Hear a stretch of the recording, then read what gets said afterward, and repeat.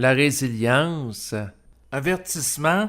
Par rapport aux propos tenus dans le cadre de cet enregistrement, je vous ne demande pas de croire ce qui est dit, mais plutôt de vérifier par vous-même si cela est réel avec votre ressenti ou votre intellect.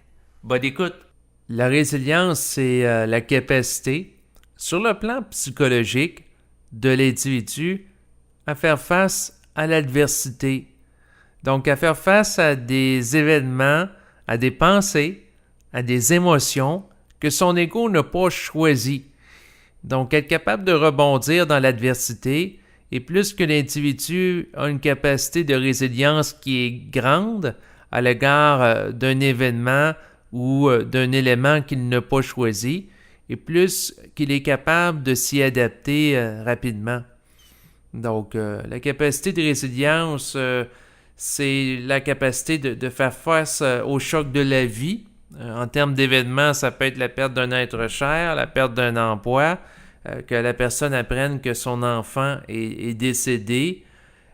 Donc, des événements qui peuvent être chargés d'émotions, qui peuvent occasionner de la réflexion et qui peuvent, face aux émotions et aux pensées qu'ils occasionnent, ces événements-là, amener la personne qui les vit à devenir dysfonctionnelle. Donc, être plus capable de travailler, de s'occuper d'elle-même dans la vie de tous les jours. Donc, plus que la personne se laisse ébranler par la forme de l'événement, et plus qu'à ce moment-là, elle présente une capacité de résilience qui est faible. Donc, la capacité de résilience, c'est en relation avec la capacité d'adaptation de l'individu à l'égard d'une réalité qu'il ne contrôle pas en tant qu'ego. Donc, autrement dit, l'ego n'a pas la capacité de contrôler tous les événements auxquels il est confronté dans sa vie de tous les jours. Par contre, il doit être en mesure de les intégrer pour rester dans un état de paix mentale, de stabilité et être capable de poursuivre sa vie lorsqu'il est confronté à un événement qu'il ne contrôle pas et qu'il évalue comme étant désagréable en fonction de sa subjectivité et de sa lecture de la réalité. Donc, par rapport à la résilience, ce qui peut être mentionné, c'est que c'est un concept aussi qui se rapporte à des objets. Donc, des objets qui sont résilients, ce sont ceux qui sont capables de s'adapter au choc. Par exemple, on va dire qu'un contenant de plastique est beaucoup plus résilient lorsqu'on l'échappe plutôt qu'un contenant qui est fait en vitre. Donc, le contenant en plastique, lorsqu'on l'échappe par terre, donc si on pense entre autres à un verre en plastique, pour donner un exemple un peu plus précis, on l'échappe par terre et à ce moment-là, il ne casse pas. Et lorsqu'on échappe un contenant qui est fait en vitre par terre, actuellement, il va casser en plusieurs petits morceaux de vitre. Donc, le verre en vitre, lorsqu'on l'échappe, il n'est pas résilient, il ne s'adapte pas à la situation, il éclate. Et c'est un petit peu la même chose par rapport à l'ego. Donc, un ego qui est résilient, c'est celui qu'on va retrouver chez la personne qui face un événement, prenons le cas de la perte d'emploi. Eh bien, lorsqu'il apprend qu'il perd son emploi, qu'il n'a pas décidé de vivre cette perte-là, bien, ça peut l'occasionner de la contrariété. Mais s'il est résilient, il va être capable de rebondir puis de se remettre en action pour faire des démarches pour se retrouver un autre emploi.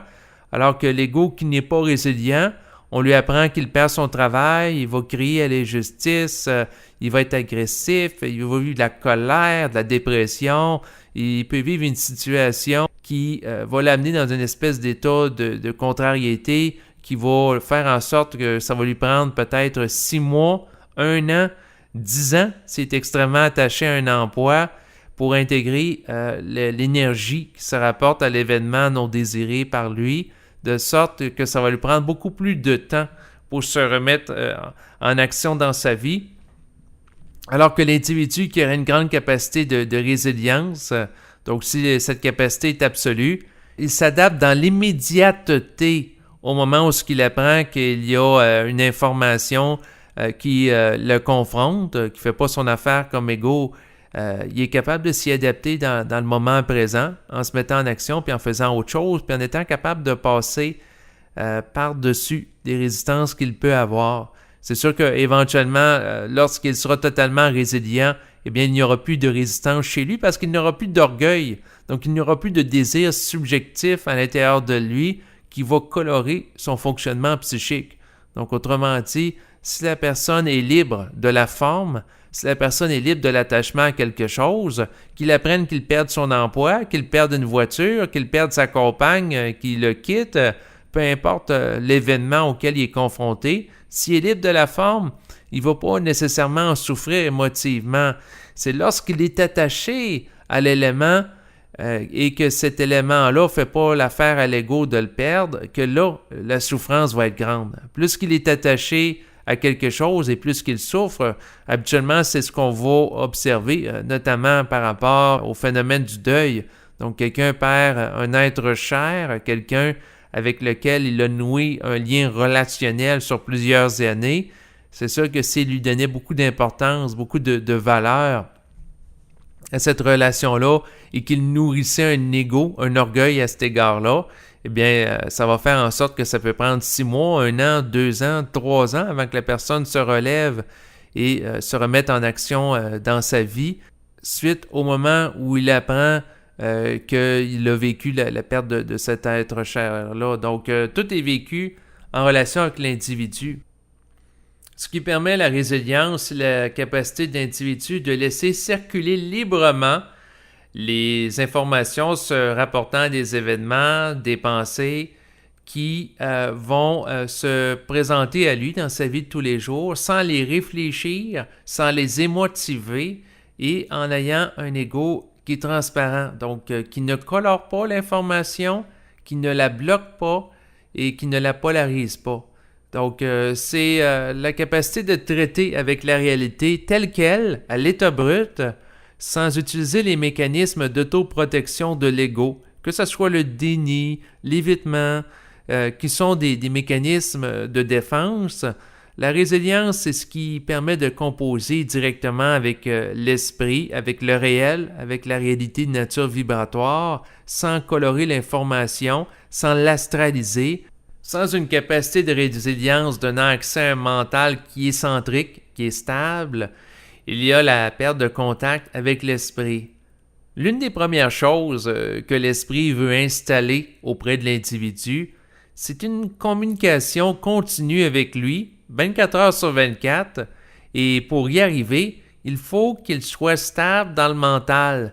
Sans stabilité, l'individu perd contact avec lui régulièrement et reste branché sur le plan astral plutôt que mental, c'est-à-dire être en contact avec le plan de l'esprit. Et c'est en étant branché sur le plan astral qui est coloré qu'à ce moment-là, c'est une interférence psychique auquel il est branché qui lui donne accès à moins d'énergie et qui ne lui permet pas d'intégrer la réalité telle qu'elle.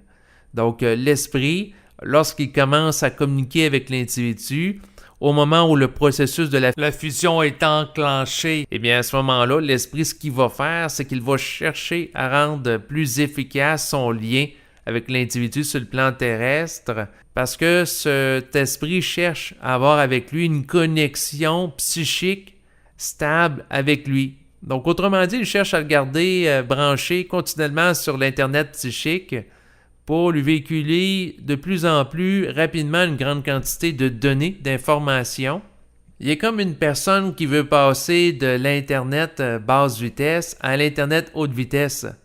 Sauf qu'il applique ça à l'individu. C'est-à-dire que plus que l'individu est stable dans le mental et plus l'esprit peut lui acheminer une grande quantité d'informations qu'il va être en mesure d'intégrer sans que ça lui crée des chocs, étant donné qu'il a une grande capacité de résilience. Puis, ce qui va caractériser l'individu qui développe une capacité de résilience qui est grande, c'est le fait qu'il va être en mesure de vivre des processus de deuil instantanés, d'une manière spontanée, plutôt que de se chalonner sur une longue période de temps avec des étapes. Donc, tant que l'individu fonctionne d'une manière psychologique, plutôt que d'intégration psychique directe, il passe par des étapes qu'on peut étudier sur le plan psychologique, que ce soit celle du déni face à un événement difficile. Donc, l'ego ne veut pas voir l'événement difficile. Fait qu'est-ce qu'il fait? Il fait comme si rien s'était passé. Donc, quelqu'un, par exemple, apprend qu'un de ses amis est malade. Et au lieu d'intégrer l'information, on va dire « Ah, ça, il dit qu'il est malade, mais je suis sûr qu'il n'est pas vraiment malade. Toutes les choses vont s'arranger tout seul. » Face à la situation qu'il ne veut pas voir, il fait du déni. Ensuite, il peut vivre la colère. Pourquoi que ça y arrive à lui plutôt qu'une autre personne? La vie est injuste, la vie est cruelle. Donc, il peut avoir une réaction émotionnelle face à un événement qui n'est pas désiré par rapport à l'ego. Ensuite, il peut vivre la dépression. Donc, la personne qui apprend que son ami est malade et il constate que finalement son état ne s'améliore pas, il se détériore. Donc, la personne peut devenir pessimiste. Face à cet événement-là, la personne peut se sentir en perte d'énergie, trouver ça désagréable et finalement arriver à l'acceptation que son ami est malade. Et plus que l'ego est têtu, est orgueilleux, et plus que ces étapes vont demander du temps à franchir, et plus que l'individu est dans un processus de réflexion, plus qu'il se sent victime, plus qu'il colore l'information, et plus que ça va prendre du temps à ce qu'il l'aperçoive de manière décolorée et d'une manière transparente. Tandis que si l'ego est transparent à la base, peu importe l'événement auquel il est confronté, il n'y a pas d'étape de deuil à vivre parce qu'il intègre l'information en mesure. Donc, tout est intégré de manière instantanée, puis il se positionne directement intelligemment à l'égard de l'événement. Donc, il n'y a pas de délai d'intégration, il n'y a pas de débat intérieur entre son côté astral et mental parce qu'il est directement sur la vibration mentale et il interagit avec elle d'une manière intelligente. Donc, plus sa capacité de résilience est forte, plus il a accès au réel instantanément. Par exemple, quelqu'un qui est capable d'encaisser 40% d'un événement, cela lui prend plus de temps pour l'intégrer. Ça peut lui prendre, par exemple, 6 mois lorsqu'il est confronté avec un événement difficile, à la différence de celui qui l'intègre à 70%. Peut-être ça va lui prendre 3 mois pour intégrer la charge énergétique de l'événement, alors que la personne qui a un ego qui est totalement transparent intègre à 100% l'information relative à un événement d'une manière instantanée. Plus qu'il est libre à ce moment-là de la polarité, il ne va pas juger l'événement comme étant bien ou mal d'une manière réflexive, mais il va plutôt évaluer l'événement sur le plan vibratoire, et ça se fait d'une manière spontanée et composer ensuite avec. Donc, la résilience, à quoi ça sert? Eh bien, ça sert à être bien dans sa peau. Ça donne un fonctionnement sans réactivité émotionnelle, donc à des émotions ou être en réaction aussi avec des pensées. Et ça permet à l'individu de demeurer dans l'action créative en synergie avec l'esprit et de garder un état mental qui favorise la possibilité d'une communication télépathique avec l'esprit à tout moment parce que l'individu est enraciné dans la matière, il est stable. Donc, à ce moment-là, il peut être mis en communication à tout moment avec des idées créatives qui proviennent de l'esprit, qui pourraient facilement perturber l'individu qui est instable sur le plan mental. Donc, c'est à ça que ça sert la capacité de résilience.